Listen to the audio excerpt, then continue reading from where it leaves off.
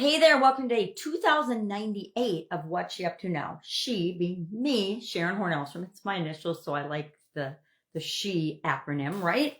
And we're talking about today giving to the community that you live in, investing in the community that you participate in, live in, have a some type of a connection or affinity or desire to impact in a positive way.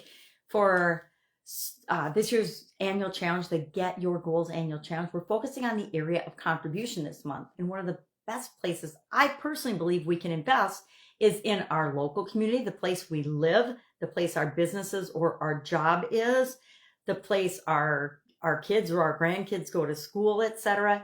The area that we live in. Why? Because our communities are the foundation and the structure on which our society and all societies are built. The stronger the community, the stronger the people that live there. The stronger and healthier the community, the healthier the people that live there.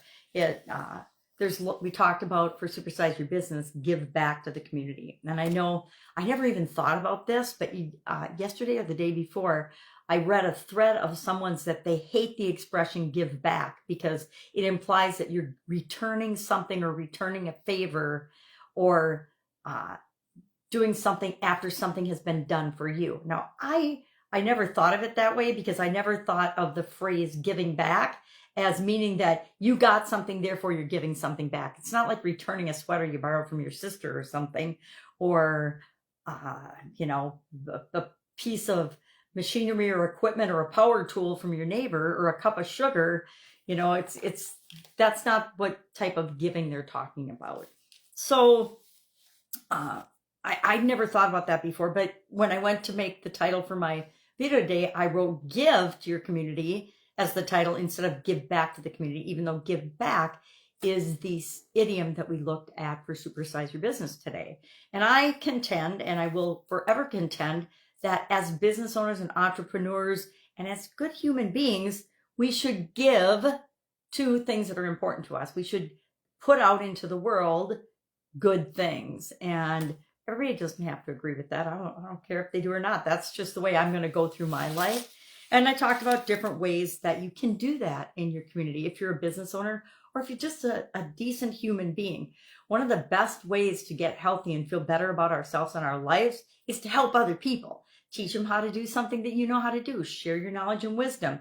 Volunteer to help them. Help the old lady cross the street. Help the kids with their homework. Play a game with the neighborhood kids. Now, I don't mean that in a weird way. I mean, be involved and pay attention to people because, frankly, the vast majority of people on this planet right now are starved for actual attention, human attention. I'm not talking social media likes and follows and things like that. I'm talking real human being interaction.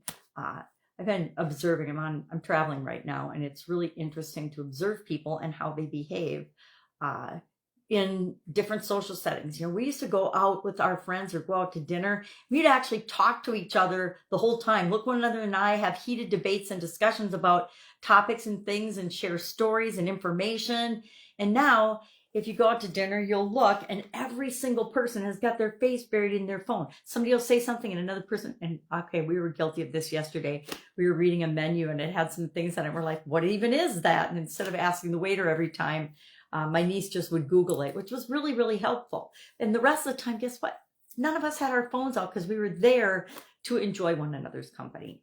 So I guess I'm venting and pontificating a bit today, but I asked myself, and I get triggered just like other people do, and I understand why I get triggered, because whenever I see myself feeling or acting a way that seems off for me or is a little bit irritated or frustrated, instead of continuing to be that way and act that way and feel that way, I'm like, okay, boy, take a breath. What's going on here?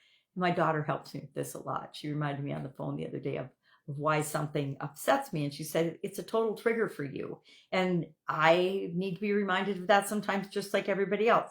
So I guess if something is phrased in a way that you don't understand, ask a question for better communication, but don't necessarily go on social media and complain about it because it shows everybody something about you that you might not want them to know. You might not want them to know that you feel like nobody's ever given you anything, or that you have been somehow cheated if you help other people and you don't feel like they helped you. It doesn't work that way. Everything in the planet and in life and in our lives isn't necessarily reciprocal. We put good out into the world because we know good is going to come back to us somewhere. It's probably not going to come back to us from the exact person, place, or thing that we gave to, or that we did giving to. So I guess I thought it was a good discussion. I thought it was really interesting, and it's always good for me to open my mind and try to see things from other people's point of view. But we have to remember that sometimes when we put stuff out there, it's showing our false beliefs, our beliefs about ourselves. You know, every time I call myself a klutz, I know where I get it because my mom calls herself a klutz. Doesn't mean it's right, but you know what? There's a lot of evidence to prove that I can behave in a klutzy way. So, but whenever you're using negative self-talk, it's always a lie, right? Whenever we're getting triggered by something, it's just a response to something that's happened in our past. And some things it just doesn't matter. And other things, we want to grow personally and we want to do better. All right, that's all I've got today. Traveling the next 4 days. Not much internet, not much technology, but I'll have my cell phone, so you can always reach me via that, via one of the platforms. Just pajamagrandma@gmail.com. It's my Voxer handle. If you don't know what that is, it's my favorite way to communicate. Not many people use it because they don't have the same challenges that I do. But for me, it's easy. It's a lot quicker and easier to hit a button and respond, or to listen to a question or a comment and then respond, than it is, you know, by pushing a button, than it is for me to try to text. If you've ever gotten a text from me, you probably know exactly what I'm talking about.